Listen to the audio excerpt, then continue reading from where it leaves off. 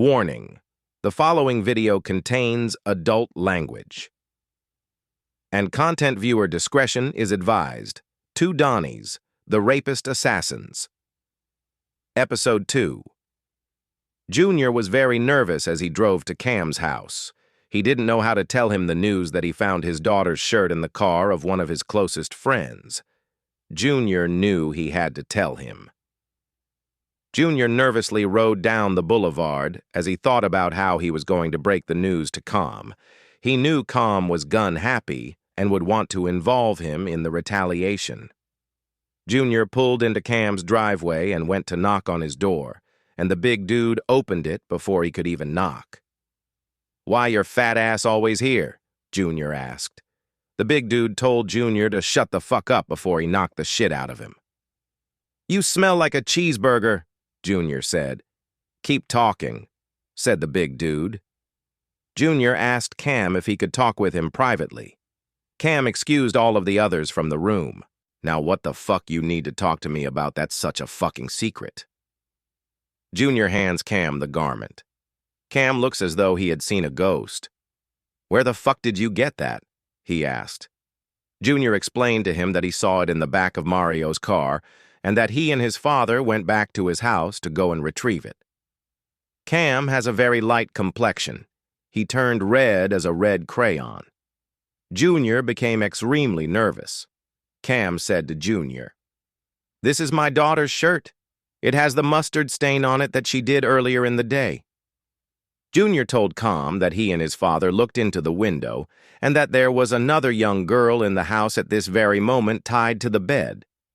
Cam immediately got up and grabbed his gun from underneath his mattress in the room they were sitting in. "Let's go, partner," Cam said. Cam asked Junior, "Whose little girl did the motherfucker get?" Cam jumped into his car and was driving so fast. Junior was pumping brakes in the passenger seat. They soon pull up close to Mario's house. They parked a little ways up the street to avoid anyone seeing them. Cam gets to the house and grabs the hidden key that Mario once showed where it was located. The two of them step into the house, and tied up in the dining room was Mario. He was mumbling under the duct tape. Cam removed it. "It's two robbers in the house. They've been here for about 3 days. They have been using my phone to text, setting up my drops and everything. They tied up my girlfriend's daughter in the back," Mario explained to them. Cam heard someone coming down the steps, and they both immediately put the tape back on Mario and hid inside of the hall closet. The intruder held his gun up in the air, close to his body, looking around because he heard a sound. When he assumed everything was clear, he went back upstairs.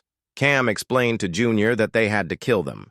Then suddenly the closet door swings open. It was one of the intruders pointing a gun right into Cam's and Junior's face. Donnie Jr. was standing behind Cam, so he slid his cell phone down the front of his pants to be hidden. "Sit y'all punk asses on the fucking floor," said the intruder. They sat on the floor as requested. They both can hear the cries of the little girl coming from the back room as the other intruder take full advantage of her 12-year-old body. "Y'all some disgusting-ass motherfuckers, let that little girl go," Cam cried. "You shut the fuck up, you sorry bitch," said the intruder. "Your daughter screamed louder than that, ain't that right, Mario?" said the intruder. Cam looked at Mario with so much anger inside. The intruder grabbed Cam by his shirt and whispered in his ear, "She screamed for you and your sorry ass wasn't there." Cam was now full of rage. The intruder explained to Cam that he was taking all of his money off of the street, so he needed to be dealt with some type of way. He explained to Cam that he threatened to kill Mario's entire family if he didn't bring him his daughter.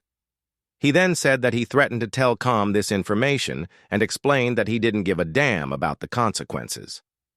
Then there was another scream, but the voice sounded different than the first. The other intruder walked up to the front and said to his partner, The other girl woke up. "What do you want me to do?"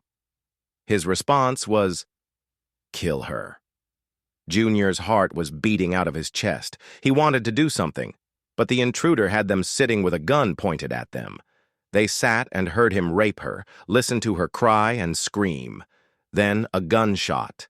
It was complete silence in the room. Mario put his head down, and tears just rolled down his face.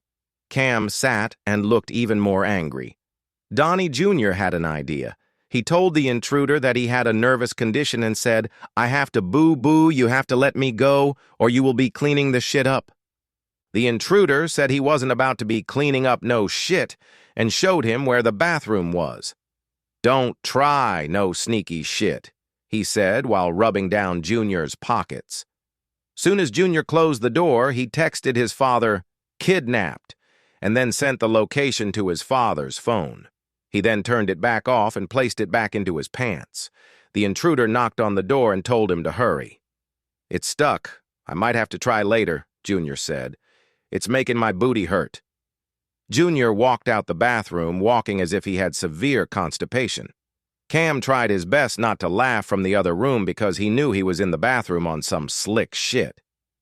Donnie Sr. received Junior's text and location. He realized he was at Mario's house where he had taken him before. Donnie Sr. immediately told his co-worker he needed to step out for just a few and would be right back. Donald Sr. rode to his house to grab his silencer. His lady friend was lying in bed, completely naked. She is an absolutely stunning, light-skinned, full-figured woman. She opened up her legs with no panties on. Donald Sr. stopped, looked, started to pull down his pants, and almost got sidetracked. He told her to hold off for a little bit, and he would be right back. Donald Sr. walked to his car with his dick hard as a rock. He was mad as hell that he had to leave his lady friend and deal with the situation at hand. He thought about texting Junior back, but didn't know if he was in a situation that would get him in any trouble. Meanwhile, back at Mario's, Cam and Junior was sitting in the living room trying to get loose from where the intruder tied them to the chair. Cam seemed to get the rope loose. He untied Mario, who then grabbed Cam's gun and placed it to his head. Mario removed the tape from his mouth and told him, "I couldn't stand your bitch ass for years." Cam looked at Mario with confusion. This was his best friend of many years, his dude. Cam asked him, "Did you kill my daughter?" Mario just looked at him and didn't answer. Then a gunshot came from the back kitchen window into the living room. It was Donald Sr. shooting at Mario. He missed, and Mario ran out of the front door. The intruders ran down the stairs. Cam and Junior lay on the floor and pretend to be shot. The intruders walked to the back of the house, and Donald Sr. shot one between the eyes, and Cam shot the other from the back. Cam turned and looked at Junior. "Find that motherfucker." They walked to the back of the room, and there was a little girl tied to the bed who was still alive. She had blood running down her legs, and the other was dead on the floor with all of her clothes taken off of her body. They didn't know whose little girl it was. Donald Jr. fell to his knees in tears. His father told him that he needed to be strong. He needed to continue on the assignment so he could go on with his life and get the fuck away from the life he's living. Junior knew the neighbor very well and explained the situation. He was actually a crackhead. He paid really good to say he heard the little girl screaming and called the police to remove everyone else from the scene. Donald Jr. looked his father in the eyes and told him how grateful he was to have him in his life. Donald Sr. told him to go home, get a shower, and get in the bed as if nothing happened. Donnie Jr. got home after a night of horror. All he could do was think about the two little girls and the trauma they had gone through. Junior sat and decided that he wanted to go and talk with his mother and be honest about what was going on with Cam. He was thinking maybe she would loan him the money and it would stop. But Junior started to think to himself that his mother left all the lights on and television and went to bed. This was unlike his mother. He went into her bedroom. She was not there. It was unusual for her to be gone that particular time of night. Junior went down into the basement and checked the family room. His mother was nowhere to be found. Junior sat and thought to himself, "Maybe I'll sit and wait for a little while and see if she returns home." Junior went to use the bathroom, and it was a message on the mirror in his mother's lipstick. "She's dead." Junior's heart was in his stomach. He was an only child and a true mama boy. He was devastated.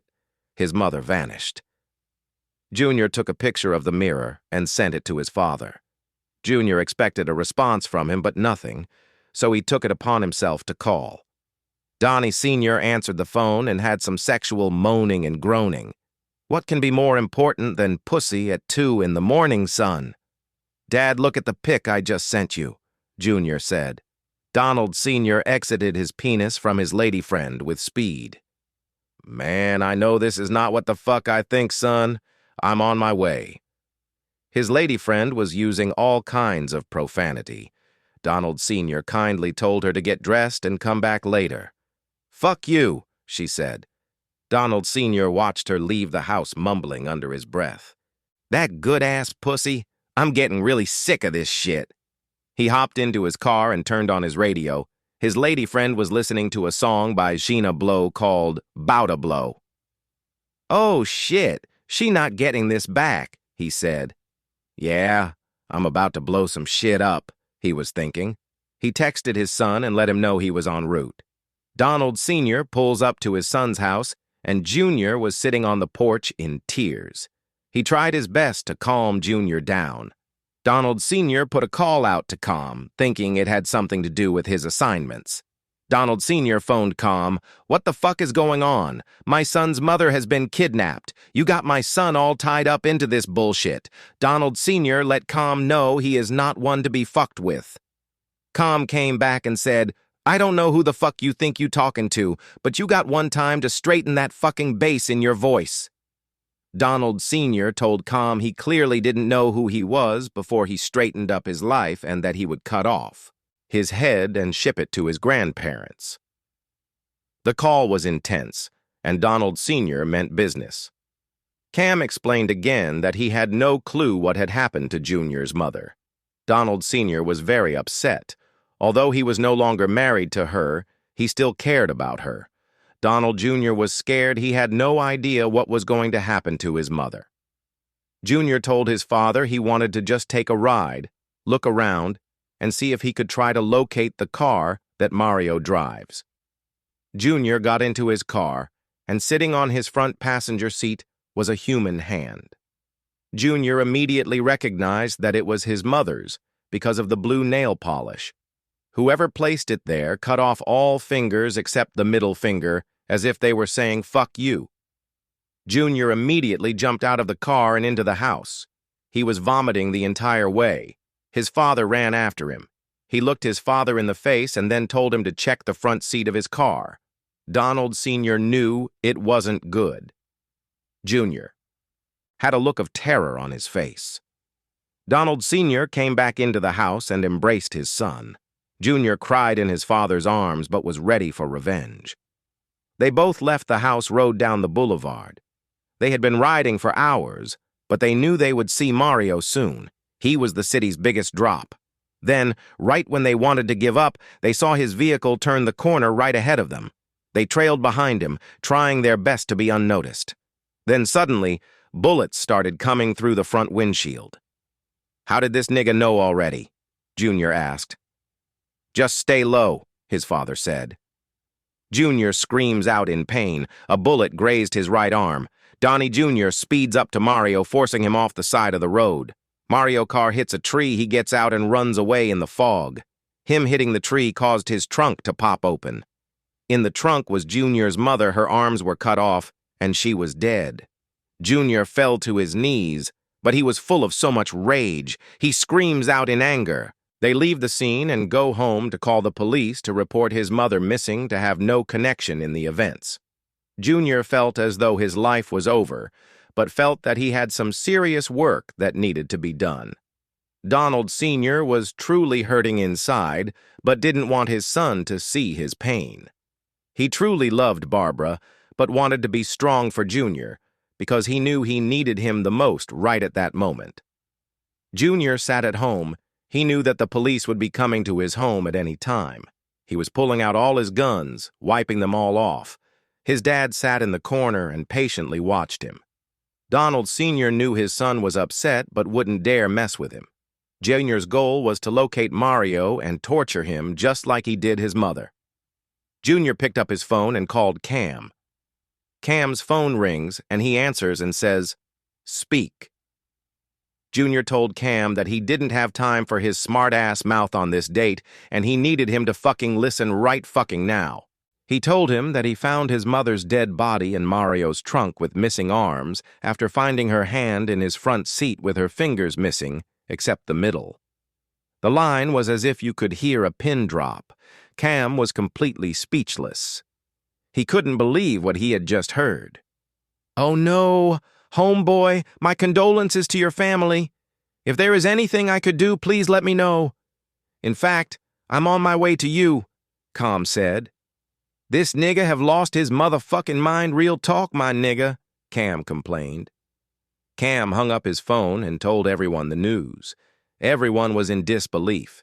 They all went to grab their metal pieces and headed for the door in support of Junior. Cam and his crew pulled up to Junior's house. Guns packed, they are ready to head out and look for Mario. Cam walked into Junior's house and looked at Donald Sr., gave him a handshake, and said things have just become personal. As they were sitting there, a detective pulled up. Junior said for them to act as if they know nothing. The detective asked if there was any family for Barbara Johnson. Junior said, "I'm her son. What can I assist you with?" The detective explained that there was an accident and that he needed the next of kin to come down to the coroner's to identify the body. Junior tried to act as if it was the first he heard the news and fell all over Cam. Cam tried to play it off also and said, "Can I drive him down?" Donald Sr. and a few others trailed behind. They just had a bad feeling that Mario was somewhere nearby. They got to the coroner's and Junior played a good role and fell all over his mother. "Where the fuck is her arms? What the fuck happened to my mother, man? She told me she was going to the store and didn't come back. I thought she went to her boyfriend's house like she always does." "Do you have any information on the boyfriend?" the detective asked. Junior explained to the officer that he had just met him a couple of months ago, and he had absolutely no idea where he lived. He did tell him that his phone number was inside her phone, which was still at the house. They all left the coroner's office with intentions of finding Mario and killing him. They wanted to torture him first. They rode around all night until the sun came up and still didn't see him. Donald Sr. told Junior that he was going home and getting a little rest and would be back in a few hours to assist with arrangements for his mother. Donald Sr. just didn't believe in bodies sitting around for long periods at a time. Donald Sr. returned later in the day as expected. Donnie Jr. couldn't rest. He returned home and pulled out their photo albums and looked at photos and just cried. Junior was an only child and is not taking his mother's death too well. Funeral arrangements were made for Barbara the following week. Cam had given Junior a blessing that he didn't understand after already owing him so much money. Junior was able to give his mother a beautiful homegoing. He just couldn't believe how his mother just vanished right before his eyes.